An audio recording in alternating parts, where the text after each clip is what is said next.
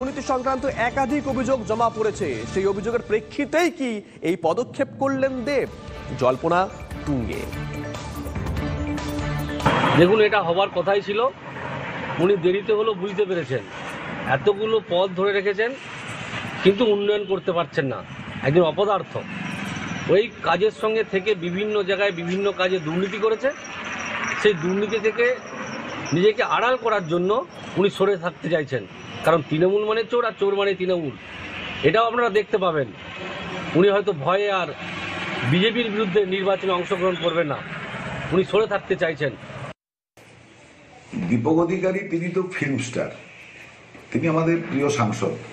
তিনি এই মুহূর্তে তার কাজে প্রচন্ড রকমের তিনি ব্যস্ত, তাই জনগণের কোনো কাজের অসুবিধা যাতে না হয়, তিনি পরিষেবা থেকে যাতে জনগণ কোনো রকমই অসুবিধায় না পড়েন, তাই তিনি এই পরিষেবার স্বার্থে তিনি কিন্তু পদত্যাগটি করেছেন। আমি তাকে নিজেই জিজ্ঞেস করেছিলাম এই ঘটনা জানার পর, তিনি একথাই আমাকে জানিয়েছেন। আর আমরা শুনলাম যে বিভিন্ন জায়গায় বিরোধীরা বিভিন্ন কথায় কানভারি করছেন, মানুষের কাছে তৃণমূলের বিরুদ্ধে বলছেন। আমি তাদের উদ্দেশ্যে বলি যে হাতি চলে দুলকি চালে, আর ফেউ তার পদমা চালে। তো হাতি সে তার যাচ্ছে, এবার পেছনে শেয়াল তারা যদি হুক্কা হুয়া করে তাতে হাতিদের কিছু যায় আসে না।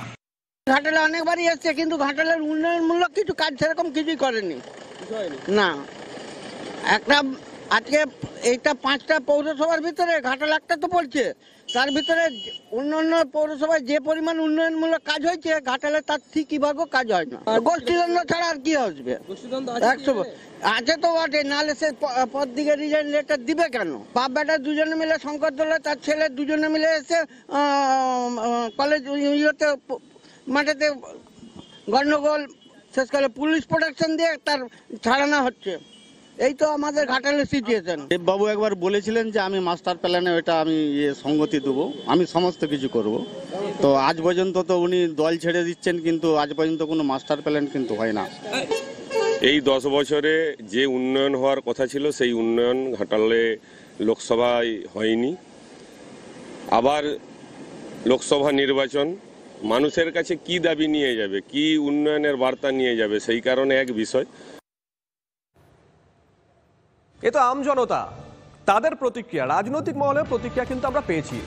সুকান্ত মজুমদার কি বলেছেন শোনাবো, ব্যাক টু ব্যাক শোনাবো। সুজন চক্রবর্তী তিনি কি বলেছেন? না, বিজেপিতে আসার কোনো বিষয় নেই।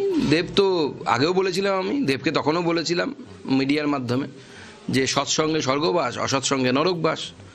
তো সৎসঙ্গে আসতে না পারলেও অসৎসঙ্গে না থাকাটাই ভালো। সৎসঙ্গ তো সবার জোটে না সহজে, পুণ্য করতে হয় তার জন্য। তো এখনো মনে হয় সেই পুণ্য করেনি, আর একটু সময় লাগবে। দেবের জন্য কি দরজা খোলা আছে? না না, দরজাটা যে দরজা নক করলে তবে দরজা খুলবো কিনা ভাববো, এখনো নক করেনি কেউ। আগে কলিং বেলটা বাজাক, তবে ভাববো। কেন উনি ইস্তফা দিলেন এ নিয়ে খুব জল্পনা করার দরকার আছে কিনা আমি জানি না। তবে তৃণমূল কংগ্রেসের যে কোনো ভদ্রলোক যেভাবে রাজ্য চলছে, প্রশাসন চলছে, তৃণমূল চলছে, তাতে তাদের কারণ ভালো লাগার কথা না যদি কেউ ভদ্রলোক হয়।